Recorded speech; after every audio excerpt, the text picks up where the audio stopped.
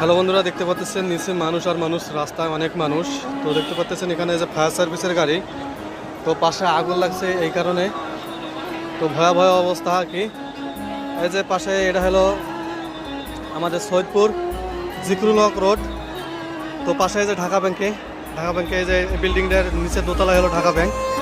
তো এখানে পাশে যে ছাপড়া ছিল, ওই ছাপড়া থেকে আগুন বের হয়ে প্রথমে আগুনটা লাগছে মানে ছাপড়ায় আর কি। ওই ছাপড়া থেকে তারপর আস্তে আস্তে মনে করেন যে পাশের বিল্ডিংয়ে ছড়িয়ে গিয়েছে।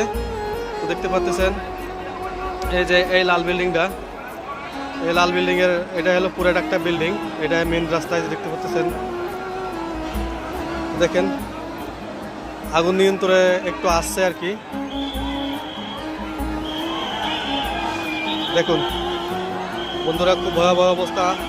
এই সৈয়দপুর বাসের জন্য একটু সবাই দোয়া রাখবেন। এখানে অনেক অবস্থা খারাপ।